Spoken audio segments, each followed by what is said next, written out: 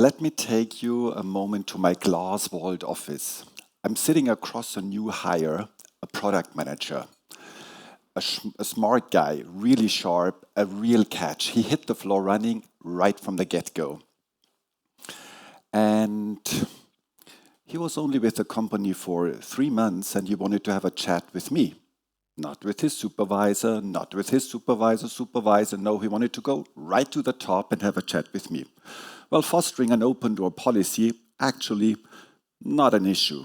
So the guy is beaming. He is full of life, full of energy. We talk about the weekend, we talk about sport, we talk about life, all hunky-dory. And then all of a sudden, bam, what about a pay raise? Wow.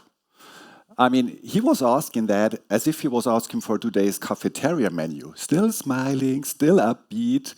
And I thought, wow, in my Generation X world, a pay raise was not up for discussion. It's something like a gift that you earned after a couple of years of blood, sweat, and tears. Obviously, a real generation gap. So, I was born 68. I'm basically the bridge between the baby boomers and the millennials. And now this guy sits in front of me, the millennial, asks for a pay raise after only 3 months. I mean, that's unheard of. The manager in me goes, "You're fired. Your probation period just ended." The doer in me goes, "Well, can you get your job done for a couple of years and then we have a conversation?" So I still remember the days when everything was about control, authority, KPIs, so on and so forth. But in hindsight, I had to realize a suit doesn't make a manager. Leadership today needs something more. Leadership today is more than that. And the old leadership styles don't have traction anymore with today's generation. So those generations, they were chasing money, they were chasing titles, they were chasing authority. But hey, no blame. I'm not saying those guys did get up in the morning, go to work and wanted to do a bad job. Definitely not. They were chasing so hard titles, authorities, record numbers, more record numbers, and even higher KPIs that they forgot something, what it's all about, something really fundamental, something that is the true DNA of all of us. What am I talking about? Well, something that combines us as human beings, especially in times when AI is rising, when everyone talks about crisis, loss of values. I'm talking about humanity, the missing link. I call it the H factor. The H factor makes the difference between a boss and a leader, a dazzling performer and an authentic human being, a doer and a visionary person, someone who really moves things forward. So, why did my product manager come to me so early, after only 3 months? Well, not because he was wrong, but because he was different. And every difference makes a difference. I mean, the difference felt like a paradigm shift for me, though. But the clue is, the guy grew up in a generation where the smartphone is the elongation of your arm. A generation, gaming. Gaming, instant rewards, leveling up. Instant rewards, leveling up. So why wait 3 months or a couple of years for a promotion or a pay raise? That's absurd for this generation. So the H factor helps to bridge the gap between the generations, helps us to understand the difference, not judge it. So we build performance level right into the contract. So performance levels, like in gaming, you perform better, you get promoted. You perform even better, you get more money, like in a game. Simple, easy, like in a game. The question now is, does the H factor work at scale? Does it work cross-company? And I claim, yes, it does. I got once headhunted to help revive a struggling sneaker brand. The brand at that time, not desirable, not sexy, dusty shelf, bargain bins, 200 million global sales, about to die. So what made the difference? The H factor made the difference because management made out of a non-desirable sporting goods manufacturer a desirable global sports lifestyle brand. Why? Management realized that people weren't buying sneakers anymore for performance. They were buying sneakers for lifestyle, for belonging.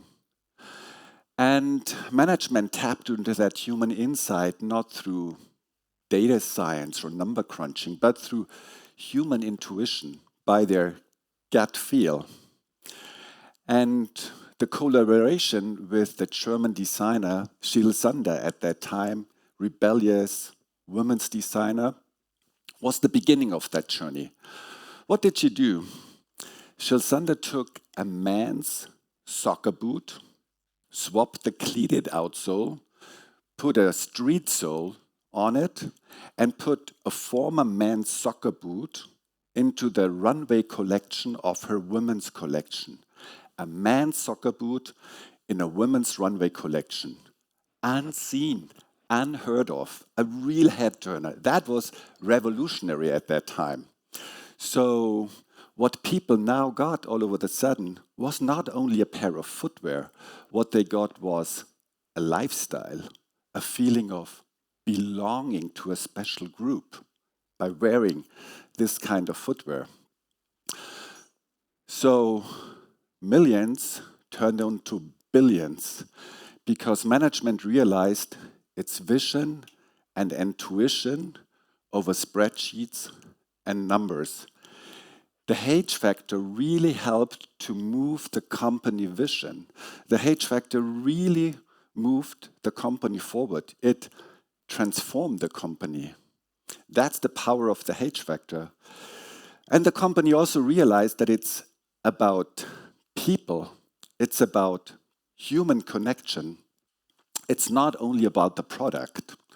So now the question is, once the H factor can transform a company, can it also transform individuals?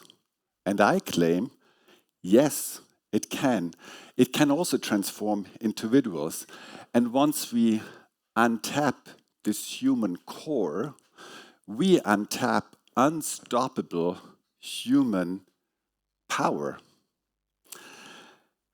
As a manager of a global team, I made it a habit to have 15-minute one-to-one meetings with all of my team members globally at least once a year. According to the motto, a good shepherd smells like sheep, a good manager smells like, well, you get it, right? So during one of those routine meetings, designer sits across me, a footwear designer. Not a designer, he was the best footwear designer I ever had in my team. I mean, the guy was a design genius. Once the guy drew a line on his computer, the register would ring in a store. He created gold dust. So the conversation with him ran like clockwork. All hunky-dory, all AAA. If it wasn't for the envelope on the table, his resignation letter, wow, what a gut punch. He loved the brand and he signed in his resignation. Really? I mean, why leaving the company? I still remember that moment. For me, it felt like he had pushed me over the edge of a cliff and I was free falling, wondering what the financial loss for the company would be. Why the heck quit? He had told me he had another offer from a brand in Berlin. Okay, Berlin, so it's the location, it's not the brand. So I had to zoom in. I had to pick him up from his very soul. What's your vision? What makes you tick as a person? What's your dream? And after a pause that felt like eternity, he uttered, I always wanted to live in Tokyo. Bam, I got him. I knew it was his dream. He wanted to live in Tokyo. So we relocated the guy to the branch office in Tokyo, still in my team. And the guy stayed with the company, energized, energetic, delivering, super happy. Why did it work? Because we did not negotiate tasks. We connected to him as a human, connected to his vision, connected to his dream. That's the H factor approach. So, can you trigger that approach right from the get-go, and not only when a person is about to leave the company? And I say, yes, it can, because I'm convinced that everyone has a natural team fit, something that motivates you from the inside. And once you have that fit, you not only fill a job description, you fill a natural fit. I was once sent to Cambodia to have a meeting with specialists from various luxury brands. We knew each other from other meetings, but we have never worked as a team before. So that means people from New York, California, Japan, China, South Korea, France, Italy, and Germany. Specialists in finance, HR, PR, marketing, product management, you name it, everyone was there. But when it came down to appoint a leader for the project, all the head turns into my direction.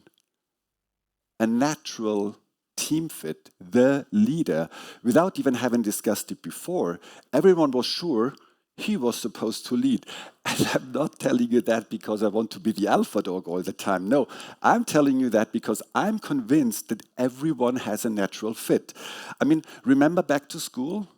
Remember the leader in the class? Remember the class clown? Remember the pretty girl? Remember the broad shoulder that everyone could cry on? Remember the super smart guy? Remember the weirdo and the nerd? Well, everyone had a natural role. Not better, not worse, just a natural team fit. And in leadership today, we need to fill this natural fit, not only a job description.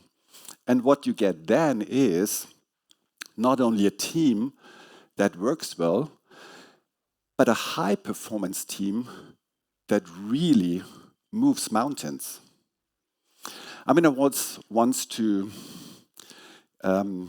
Vietnam for 2 weeks, development trip. And one day, I mean, the meeting was really tough. It was already midnight, no end in sight. We had to get up at 5 o'clock in the morning to move to the next manufacturer.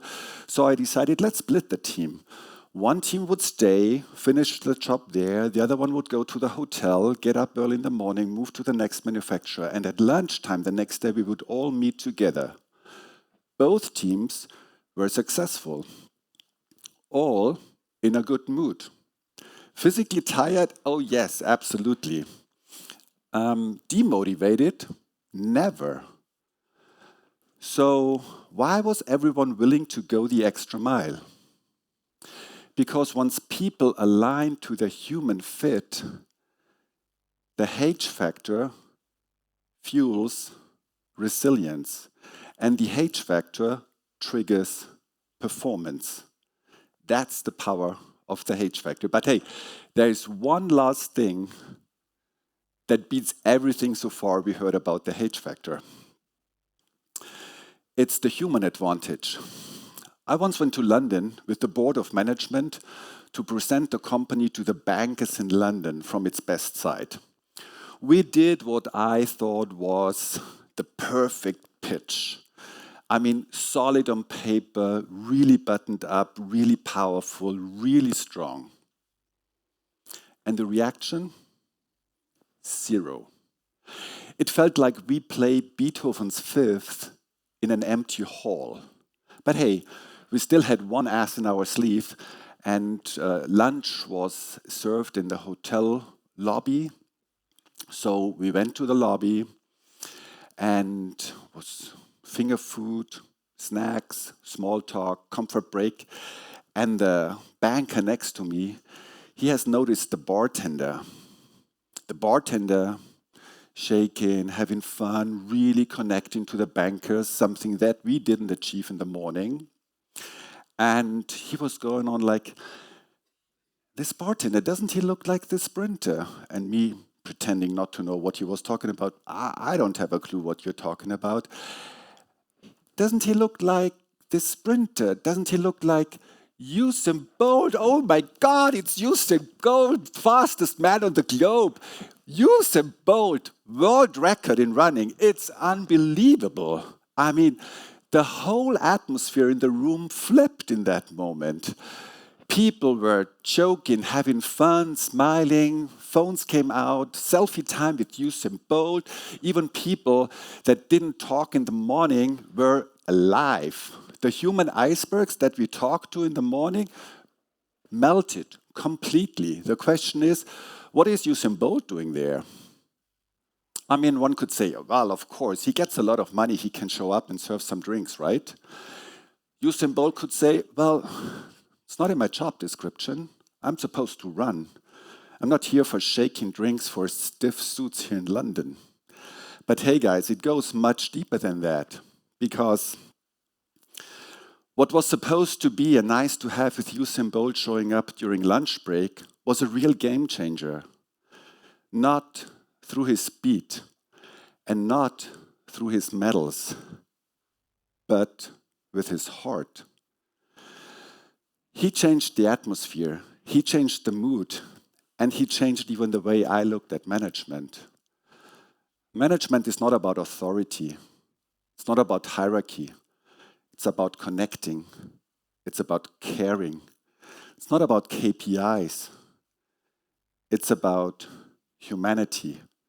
That's the H factor. Thank you.